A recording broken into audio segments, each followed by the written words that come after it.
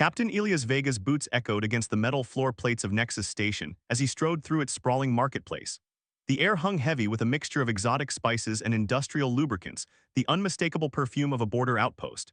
His weathered flight jacket, adorned with patches from a dozen systems, marked him as just another independent hauler trying to survive in the margins of galactic society.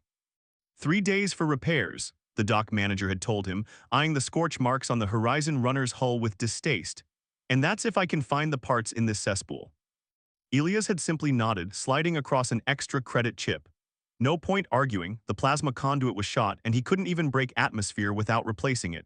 3 days stranded in the Nexus, the sprawling station that served as both haven and hell at the edge of Imperium space.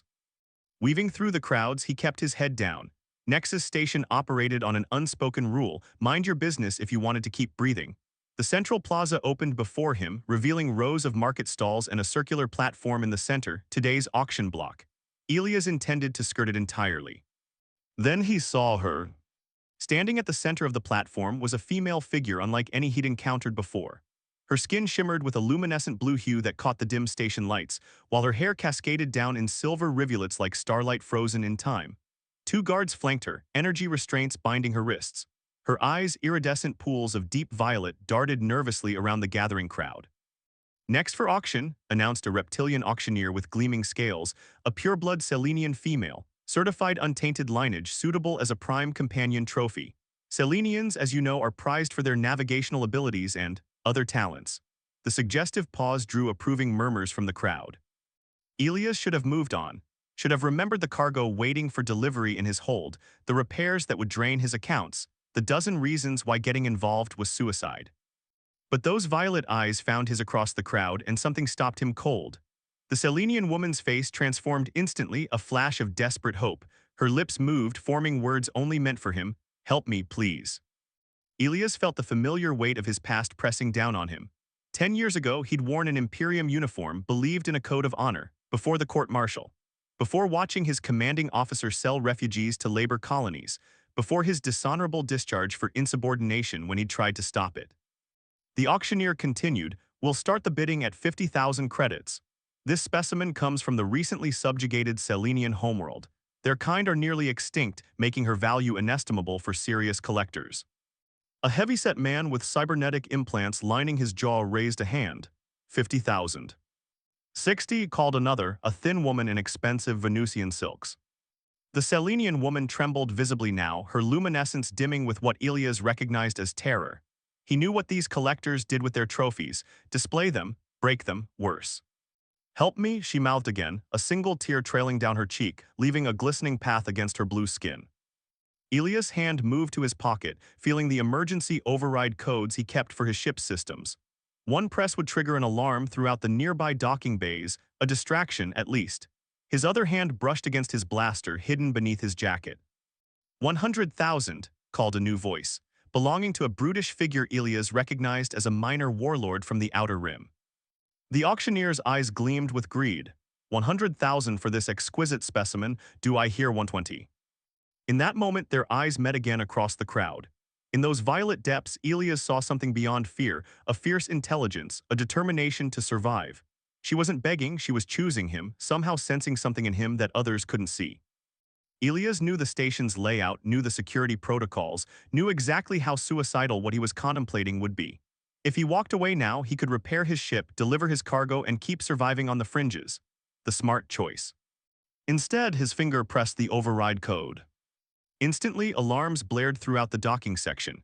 Red emergency lights bathed the marketplace as an automated voice announced. "Warning, plasma containment failure detected in docking bay 7. All personnel evacuate immediately. This is not a drill." Chaos erupted exactly as he'd hoped. The crowd scattered, security personnel rushing toward the supposed danger. In 3 long strides, Elias reached the auction platform, vaulting onto it as the guards glanced anxiously toward the commotion. "Trust me," he whispered, pulling a microcutter from his pocket and slicing through her restraints. The Selenian woman's violet eyes widened. "Who are you?" "Captain Elias Vega," he responded, taking her hand. "And we have about 30 seconds before they realize there's no actual containment breach." For a heartbeat, she hesitated, studying his face as if searching for deception. Then her hand gripped his firmly. My name is Talia, she said, her voice musical despite the urgency. And I think you just signed your death warrant, Captain. Elias smiled grimly. Wouldn't be the first time, now run. Elias pulled Talia through the panicking crowd, his grip firm on her wrist. Her luminescent skin glowed less brightly now, an adaptation he recognized as Selenian camouflage. Smart woman. Security will lock down all main corridors in 90 seconds, he muttered, yanking her toward a service tunnel marked with faded maintenance glyphs. They're already tracking us, Talia whispered, her silver hair trailing behind her like a comet's tail. The auction house implants tracking nodes beneath the skin of all merchandise. The bitterness in her voice was palpable. Elias cursed under his breath, where? Base of my neck. Without breaking stride, he pulled a small electromagnetic pulse device from his pocket, standard equipment for a smuggler who occasionally needed to disable tracking on questionable cargo. This will hurt, he warned, pressing it against her neck and triggering it. Talia hissed in pain but didn't slow down. I've endured worse. Behind them, angry shouts echoed through the corridors.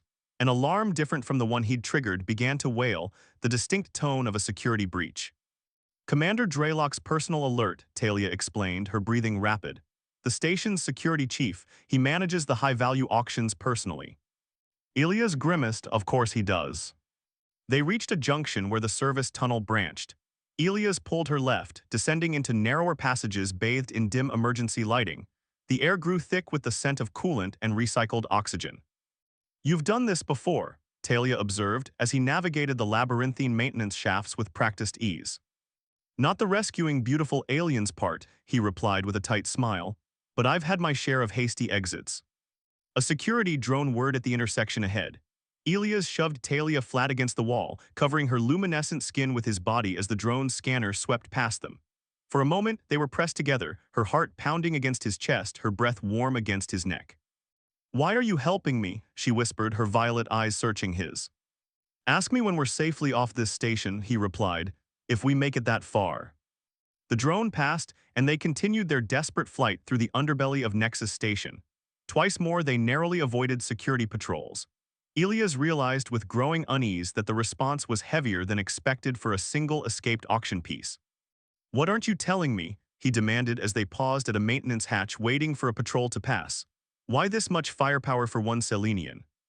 Talia's eyes flickered away. I was navigator aboard the Stellaris Maru before my capture.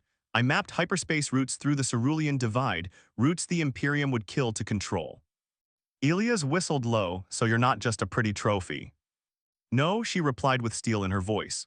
I'm a weapon they intended to use. The buyer today wasn't just any collector, he was an Imperium intelligence operative. The hatch before them suddenly glowed red-hot. Someone was cutting through from the other side. Time to move. Elias grabbed her hand again, pulling her toward an emergency access shaft. This leads to the docking bays, Talia asked. Eventually, if we're lucky. They climbed through ducts and crawl spaces, the station's security net tightening around them. Finally, a familiar corridor appeared ahead, the approach to Bay 7 where his ship waited. There it is, he pointed, the Horizon Runner. Talia's eyes widened at the battered cargo hauler with mismatched hull plates and obvious battle scars. That's your ship. Don't judge her by her looks, she's got me out of worse situations than this. As they approached the boarding ramp, a voice called from behind them. Captain Vega, what a disappointment. They turned to see a tall figure in a black uniform adorned with silver piping, Commander Draylock, flanked by 4 armed guards. His pale, symmetrical features might have been handsome if not for the coldness in his eyes. That merchandise belongs to the auction house, Draylock continued, his voice eerily calm. Return it, and perhaps I'll allow you to leave with merely crippling fines rather than execution. Elias felt Talia stiffen beside him. She's not merchandise, he replied, subtly positioning himself between her and the guards. And we're leaving. Draylock's smile was like a predator showing its teeth. You misunderstand, Captain, this isn't a negotiation. The guards raised their weapons. Elias reached slowly for his blaster, knowing they were outgunned, outmatched with nowhere to run. Then Talia's hand shot out, slamming against a control panel on the wall. Emergency fire suppressant foam erupted from ceiling nozzles, instantly filling the corridor with thick, obscuring clouds. The ship now, she shouted, pushing him toward the boarding ramp. Blaster fire cut through the foam, missing them by inches as they scrambled aboard. Elias slammed his hand on the ramp controls, then raced to the cockpit with Talia close behind. "Can you fly this thing?" he asked, throwing himself into the pilot's seat and beginning the startup sequence. "I was the best navigator in the Selenian fleet," she replied, taking the co-pilot's chair with natural confidence. Her fingers flew over the controls. "Let me show you what I can do." The Horizon Runner's engines roared to life as docking clamps released. The ship shuddered as blaster fire struck its hull. "Hold on," Elias warned, punching the thrusters. The Horizon Runner tore away from Nexus Station, hurtling into the star-filled void beyond, damaged, hunted but free. For now. "They're gaining on us," Elias announced, hands dancing across the control panel as the Horizon Runner shuddered under the strain of maximum thrust. The ship's damaged plasma conduit was holding barely. Behind them, the pursuit vessel's launch from Nexus Station formed a deadly arrowhead formation. Leading them was Drelok's personal interceptor, its sleek black hull gleaming against the starfield. Talia studied the sensor readouts, her silver hair pulled back now, her expression focused. "Your ship has a blind spot in its aft sensors. They're using it to coordinate their attack pattern." Elias raised an eyebrow. "You figured that out from 5 minutes at my controls." "I told you I was a navigator," she replied, fingers flying over the unfamiliar console with growing confidence. Her skin pulsed with blue light as she concentrated, an adaptation that Elias realized might be tied to her spatial awareness abilities. "There's an asteroid field 2 light minutes to port, if we can reach it." "That's suicide," Elias objected. "The runner's shields are at 30%, one hit from those rocks." "Better than what awaits us if they catch us." Her violet eyes met his, challenging. "Do you trust me, Captain?" The ship rocked as the first volley of warning shots streaked past their bow. The comm system crackled to life with Drelok's cold voice. "Return the Selenian, Vega. Last chance before we switch to lethal force." Elias cut the communication and turned to Talia. "Take the helm." Surprise flashed across her face, followed by determination as she slid into the pilot's seat. Her hands caressed the controls with the certainty of someone born to fly. "Asteroid field full thrust," Elias confirmed, moving to the weapons station. "Let's see if those fancy Imperium ships are willing to follow." Talia banked the ship hard, causing the inertial dampeners to whine in protest. The vast field of tumbling space rock loomed ahead, a chaotic maze of debris ranging from car-sized stones to massive asteroids larger than small moons. "They're still following," Elias noted grimly, watching the pursuit craft adjust course. "They want me badly," Talia replied, her voice tight as she guided the ship toward the edge of the field. "The routes I mapped, they lead to resource-rich worlds beyond Imperium control." The first asteroids drifted past the view screen. Talia's fingers moved with preternatural grace, guiding the damaged ship through gaps that seemed impossibly narrow. The Horizon Runner scraped past a tumbling rock with only meters to spare. "How are you doing this?" Elias asked, watching as she navigated the treacherous field with impossible precision. "Selenians evolved in a gas giant's ring system," she explained, her skin glowing brighter with concentration. "Our brains process spatial relationships differently. We see patterns, trajectories." Behind them, one of the smaller pursuit craft misjudged an asteroid's movement and clipped its wing against the rock. The vessel spun out of control, crashing into a larger asteroid in a brilliant explosion. "That's one down," Elias muttered, firing the runner's rear cannons at another cluster of asteroids, altering their trajectories to create additional chaos behind them. Talia guided them deeper into the field, where the rocks grew denser and navigation increasingly treacherous. 2 more pursuit ships pulled back, unwilling to risk destruction. But Drelok's interceptor remained doggedly on their tail, its superior maneuverability allowing it to mirror Talia's course through the field.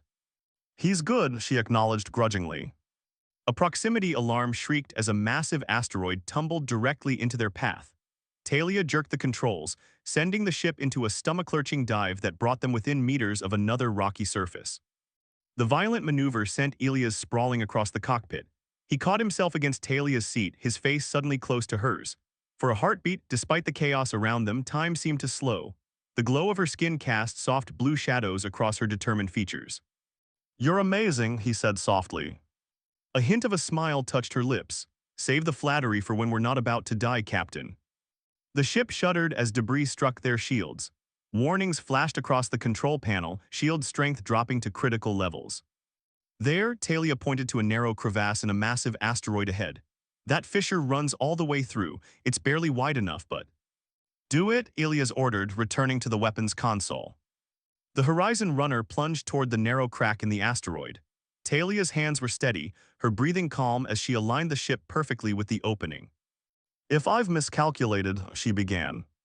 "You haven't," Elias said with absolute confidence. They shot into the crevasse, scraping the sides as the ship barely squeezed through the twisting tunnel of rock.